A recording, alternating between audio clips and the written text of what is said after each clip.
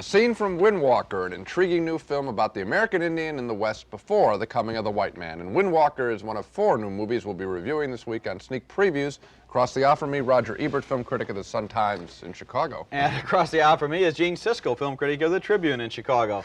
Also on this week's program, we'll be reviewing a drama about old age called Tell Me a Riddle, the newest mad slasher movie named Friday the 13th, Part 2, and now Gene starts with the epic war story Lion of the Desert.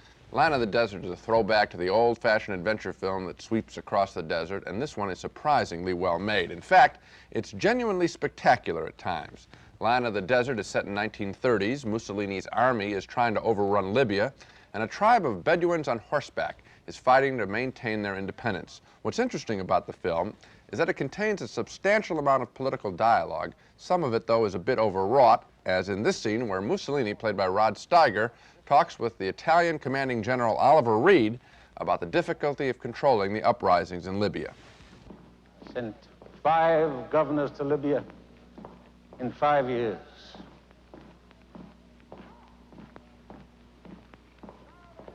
No! Now the military logic of fascism will not be compromised.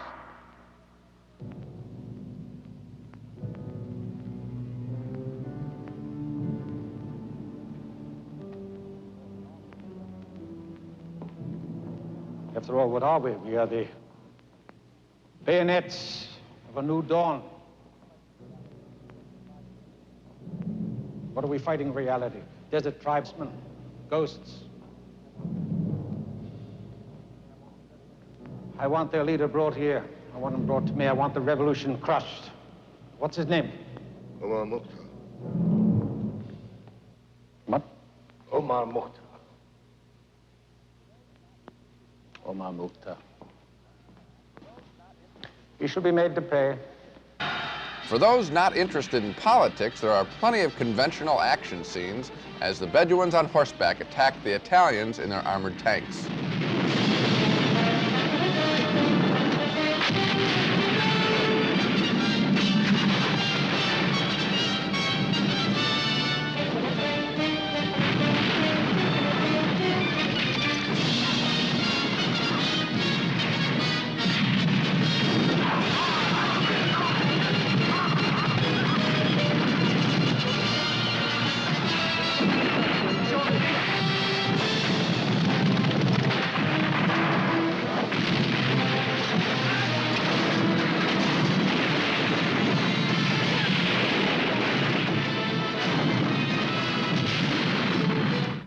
Many of the action scenes in the picture are even more exciting than that one, with grand vistas and great charges across the desert. This movie is made on a scale that's truly impressive. The most interesting relationship in the film develops between the Italian general, Oliver Reed, and Anthony Quinn, a Bedouin leader who has an almost religious zeal toward his land. In this scene, both men defend their political positions. I want to ask you one question. Why did you keep going for so long? I mean, surely you didn't hope to drive us out of Libya with so little, did you? We fought you. That was enough. And you cared nothing about the ruination of your country. You are the ruination of my country. What would you do if someone occupied your land? Did you ever think how your attacks, my sir, seemed to us? Ambush, murder by night, deception by day, threats against the farmers. Farming our land. Libya is not your country. You have no right in it. Not to the pasture one cow. Not 1 minute of right. What makes that kind of discussion even more interesting, of course, is that it just isn't history talking. We can't help but apply those words to current events in the Middle East right now and to elsewhere in the world, which is exactly what the filmmaker Mustafa Akkad wants us to do. The goal of the film is to portray the Arab as victim, and I think it successfully does that in this case, ignoring, of course, that Libya today is a brutal dictatorship. But simply on the level of an action picture, I enjoyed Lion of the Desert. You know, I think you put your finger exactly on what I was thinking as I watched this film. I thought, as an action picture, it's fun. It's not as good as Lawrence of Arabia, No. but it's a good film, and it's been a long time since we've had an epic this good. And yet, I was always trying to get the code, you know. Because it's like the Russian pictures that, you know, they're against Hitler, and you think, well, let's see, I have to move this forward 40 years and decode it to see what it's really about. And it's the same here. The enemy is Mussolini. Of course, we're against Mussolini, but actually, it's a pro-Libyan film. Yet, it didn't bother me too much. No, because of, I was surprised by it. I hadn't seen one like this for a long time. The Wind in the Line is another example. It's at that level. I thought this one was a little long, maybe. It's about 2 hours and 45 minutes. Yeah. There's an intermission. They could have hacked off a half an hour and I wouldn't have missed it one bit. I saw this film in New York, a large Arab population in the audience. They were yelling Allah, Allah at the screen. And it reminded me of the angry black films of the early 70s where the audience really got inspired by the picture. You know, one other thing we might mention is the performances. Oliver Reed and Anthony Quinn are two actors who are often given to overacting. Yes. And these roles give themselves to overacting, and yet I think they're restrained in their... Quinn was very good. I agree with you. Okay. Let's move on to Tell Me a Riddle. This is a good new movie that deals with old age, a subject that American movies generally tend to sentimentalize, as if people automatically become noble and wonderful on their 75th birthday. But this movie is guilty of tear-jerking too, but I like the performances in it so much that I forgave it some of its excesses. Tell Me a Riddle stars Melvin Douglas and Lila Kudrova as a couple who've been married for decades and then discover that she's dying of an incurable disease.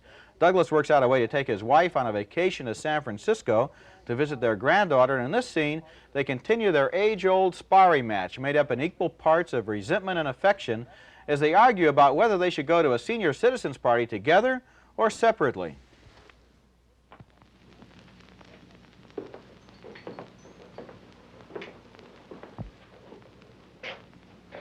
You should go to the Union Haven. No more farewell tour. You have a right to your own life. Jeannie is strong. I will hold her hand.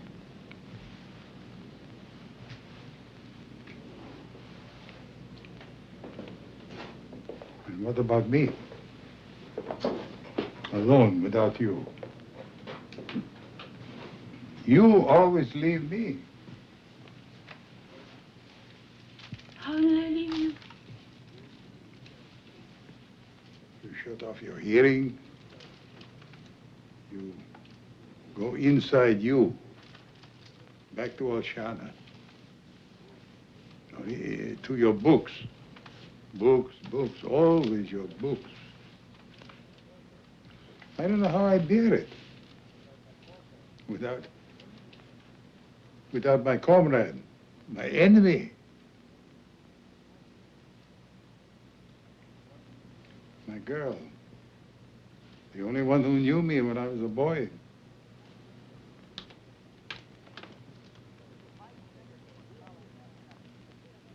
There's some nice, tender human comedy in that scene. I think you can sense that those two characters have known each other for a real long time. Here's another one of my favorite scenes from the movie. Lila Kudrova has run into a childhood friend, a woman she hasn't seen since they were children together in Russia. And on a sunny afternoon down by the waterfront, they're joined by Kudrova's granddaughter, played by Brooke Adams.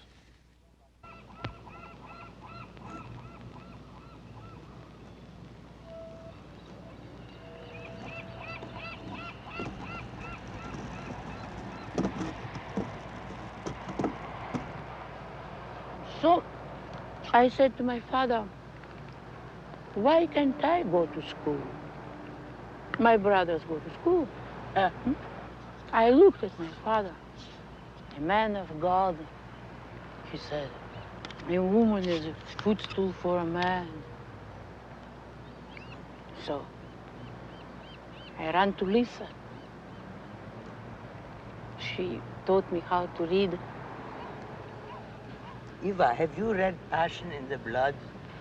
Now, that's a book you can't put down. Compelling. I'll lend it to you. Matthew and I broke up. He moved out. What? That nice boy? Yeah. And I think I'm gonna live. Here I am! I survived! Look at you. Good. Now get up. Let the juices going.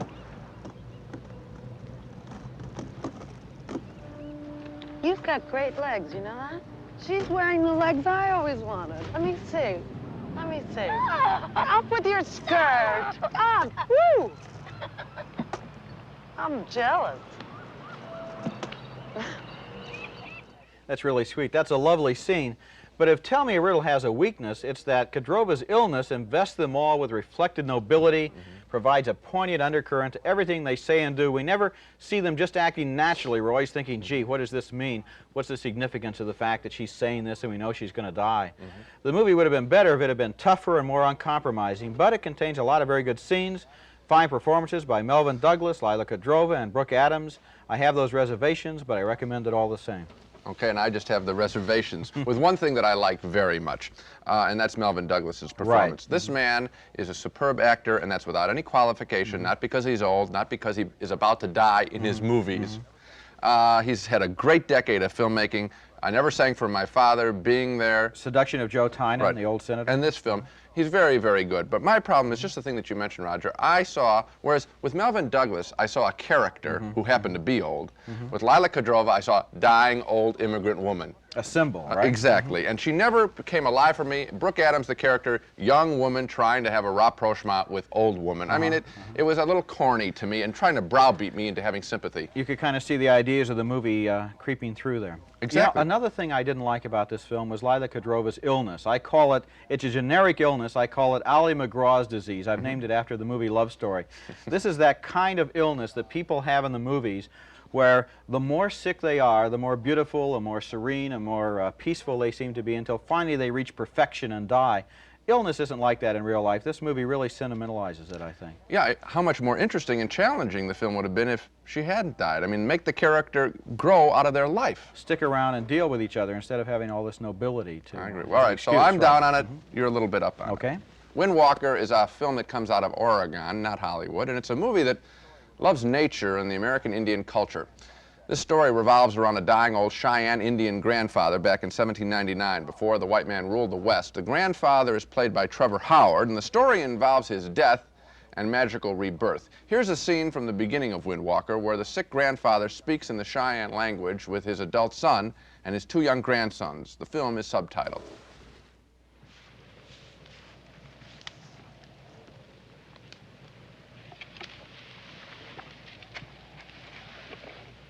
Neho na tamko nihovoja.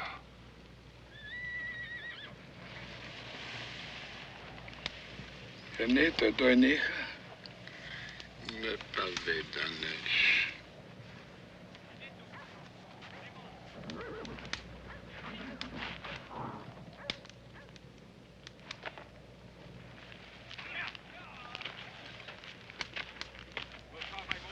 Na niso na nimshim po nisho. Iha mochta.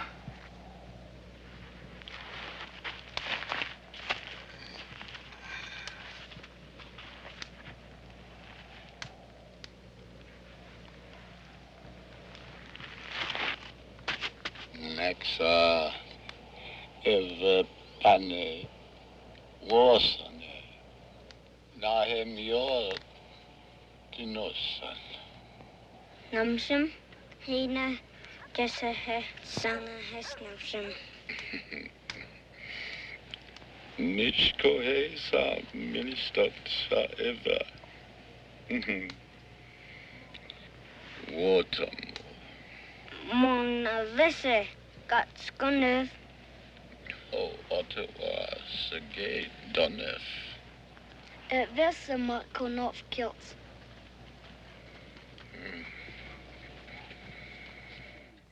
The grandfather soon dies, but he is magically reborn because his spirit cannot rest until he completes some unfinished business, the task of finding his other son, who was taken from him more than 20 years ago.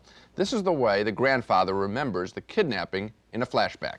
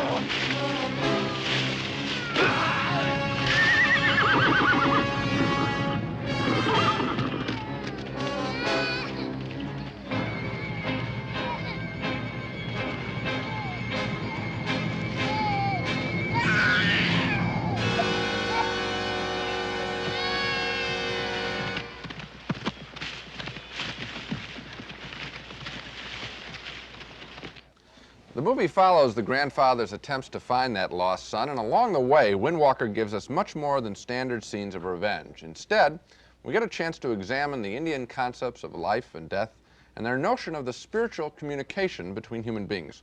Along with some spectacular natural outdoor scenes, Windwalker, I think, is quite uplifting. I enjoyed it a lot.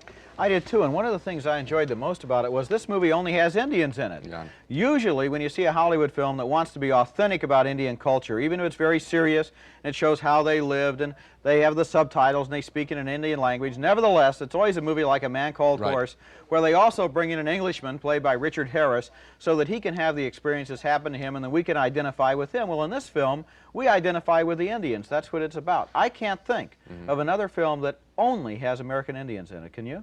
Trying to think. It's not too easy. No, it isn't I don't easy. think there is one. One other thing that's different about this film is the film company that made it, Pacific International Enterprises. They used to do a lot of stupid natural family films. The family goes out in the wilderness and they see a raccoon, and then, you know, we see a tight shot of the raccoon and we're supposed to smile. Isn't that cute? This film, they did something different. They made a film with a brain to it, and I think it's a terrific development for this little company. The grandfather, at the end of the picture, he says to the grandchildren, "Don't be afraid of death. It's a part of life. It's a natural order of things." And I thought, that's a great way to live. And I thought it was marvelous in an outdoor adventure picture to have that kind of a message. The whole philosophical content in this film is kind of a refreshing change. It reminded me, strangely enough, and this was unexpected, of Japanese samurai movies. It has the same sort of attention to a code of behavior, how you deal with violence, how you deal with death, how you deal with your duties as a man or a woman in the society you live in, and then also the continuity between the three generations of that family. This respect for the elders is a marvelous thing. I think what we're really saying is that you get a lot of respect for Indian culture out of this film, and that's a big switch for Hollywood. Now, this film has been playing around the country. It's already open in some cities. It's going to open in others. It plays one market at a time, right? Right, and it's been doing very well, sort of a surprise hit. I'd recommend it. It's kind of a discovery, right? This is another film now that is very much of an unpleasant discovery. It's an unpleasantly, absolutely reprehensible little sleaze pit of a movie named Friday the 13th Part 2. And of course, this is a sequel to last summer's movie Friday the 13th, and it's a continuation of the senseless, gruesome, violent murders we saw in that first film. When we did our special edition of sneak previews on movie violence directed against women a few months ago, Friday the 13th was one of the movies we attacked. Well, Friday the 13th Part 2 isn't just against women, it's against everybody. The movie's distributor, Paramount Pictures, isn't providing scenes for television reviews, nor would they let us make an excerpt from the film to show you. Maybe they're not very proud of this movie, and maybe they shouldn't be very proud of this movie, but they sure are advertising it heavily. And that's the strategy behind films like this. They saturate television with a violent ad campaign, hope to make their money quickly before word gets around on how scummy the movie really is. Here's the way this film is being sold on television. The body count continues. 14, 15, 16, 17, 18, 19, 20, 21, 22, 23. Jeff? The day you count on for terror is not over. Friday the 13th, Part 2. Well, that condenses the high points, or maybe I should say the low points of this sequel. It exists only to show killing and mutilation.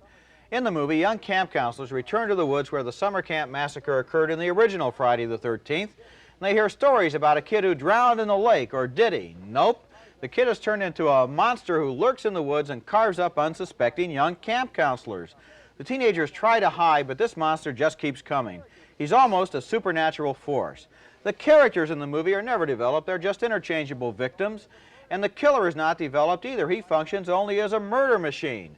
The teenagers fight back with pitchforks, but what difference does it make? How can there be dramatic tension when we know this monster can't be killed?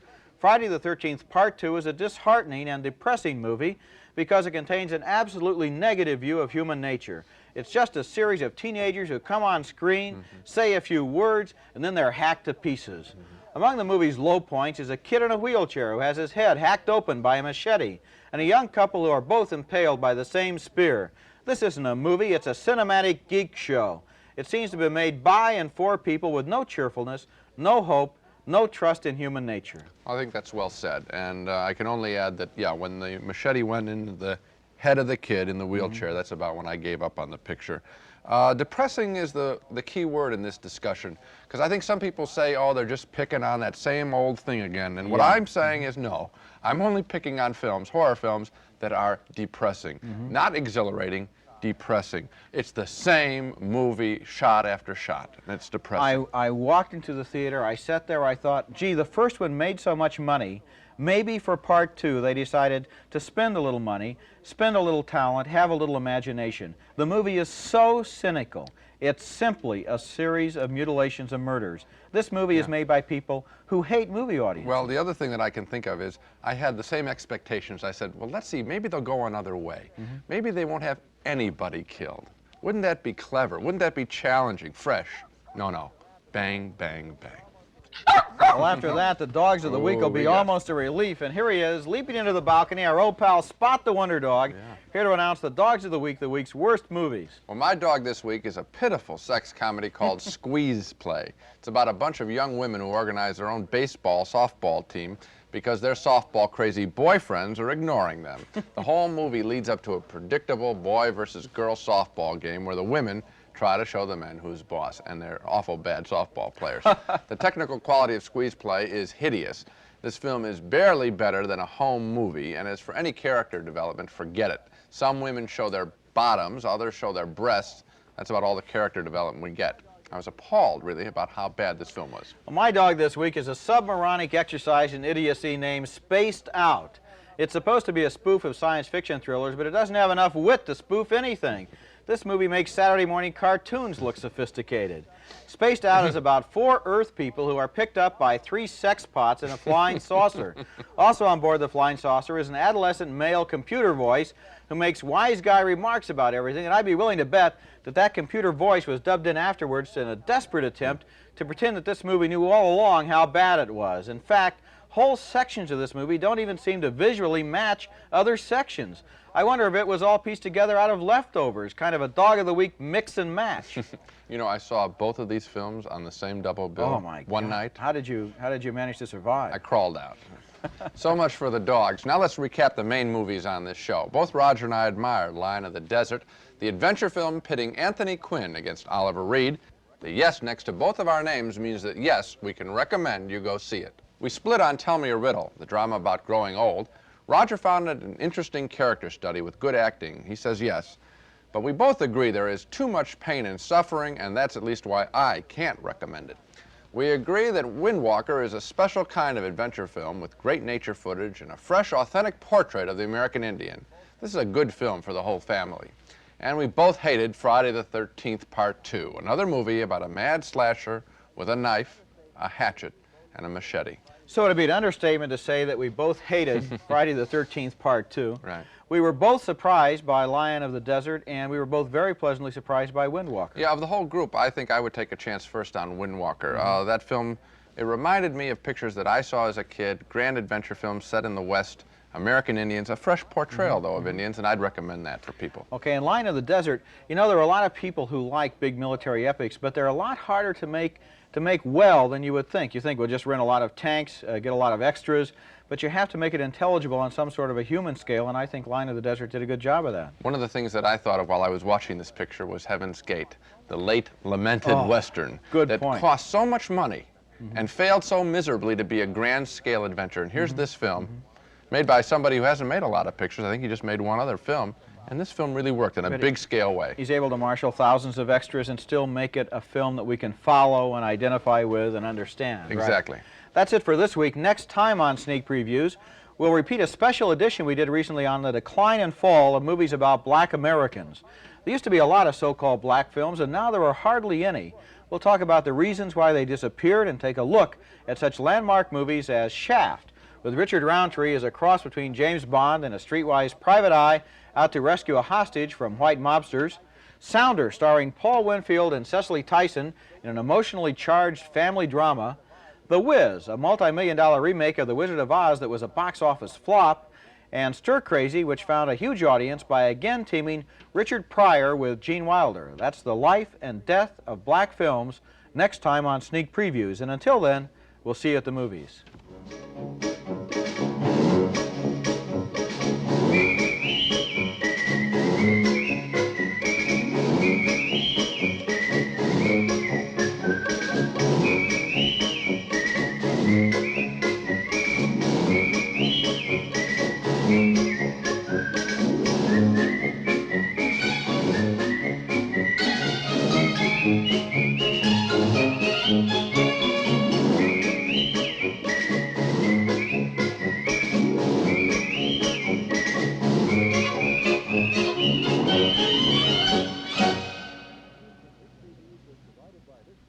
Funding for sneak previews was provided by this station and by other public television stations.